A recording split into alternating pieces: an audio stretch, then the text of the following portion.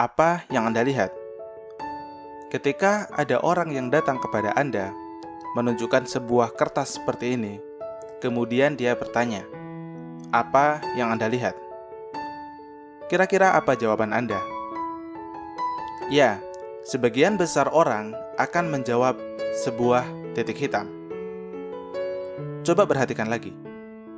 Apa yang Anda lihat? Ya, kita semua melewatkan hal yang jauh lebih besar daripada sebuah titik hitam.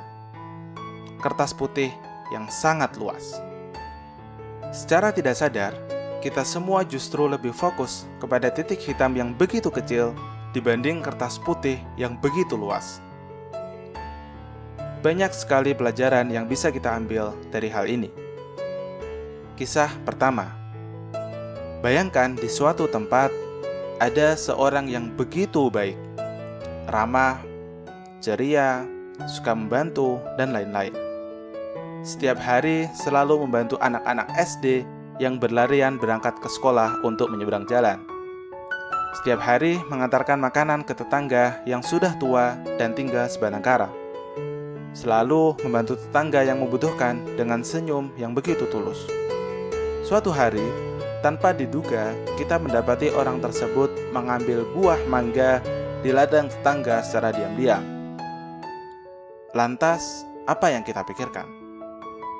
Apakah orang tersebut merupakan orang baik? Bukan, dia adalah pencuri. Sudah lupakah kita dengan kebaikan yang dia lakukan setiap hari?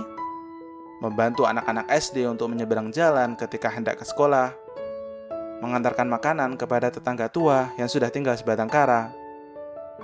Ya, kita semua lupa atas kebaikan-kebaikan yang telah dilakukan orang tersebut.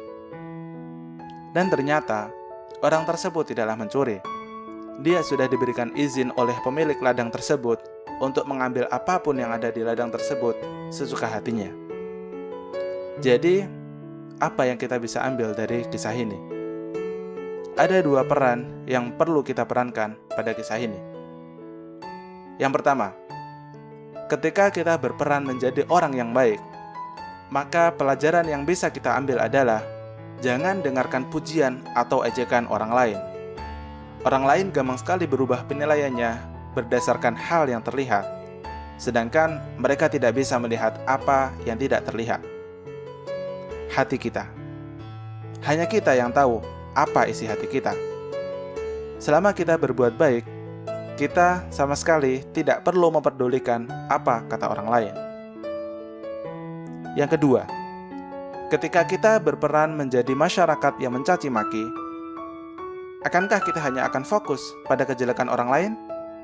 Bukankah warna putihnya mendominasi titik hitam yang begitu kecil? Bukankah banyak sekali kebaikan-kebaikan dari orang tersebut? Lalu hanya karena dia melakukan suatu hal yang kita kira mencuri, padahal kita tidak tahu aslinya, lantas kita langsung mencaci makinya? Bukankah seharusnya kita berprasangka baik pada orang tersebut? Itu adalah pelajaran yang bisa kita ambil dari kisah pertama. Kisah kedua. Kita adalah seorang siswa SMA. Suatu hari, pada saat penerimaan rapor, kita melihat ada sesuatu yang salah. Nilai fisika kita merah. Hanya mendapatkan 30 dari 100. Namun, nilai kita di pelajaran yang lain baik-baik saja. Apa yang akan kita pikirkan? Kebanyakan dari kita akan merasa sedih karena nilai fisika kita hanya 30. Pertanyaannya, kenapa kita fokus pada pelajaran yang nilainya jelek?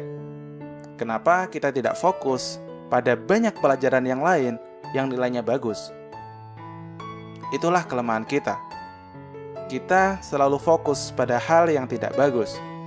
Padahal hal yang tidak bagus tersebut hanyalah sebagian kecil dibandingkan dengan hal yang bagus. Kita lebih fokus pada kelemahan yang kita miliki. Padahal kelebihan kita jauh lebih banyak. Dari sini kita bisa pelajari bahwa tidak seharusnya kita berfokus pada kelemahan kita. Harusnya kita fokus pada kelebihan kita. Kembangkan hal yang kita bisa dan jadilah yang lebih baik. Itu adalah dua kisah yang bisa kita pelajari dari kertas putih yang terdapat sebuah titik hitam yang begitu kecil di dalamnya. Akankah kita bisa menerapkan pelajaran dari kisah ini dalam kehidupan kita?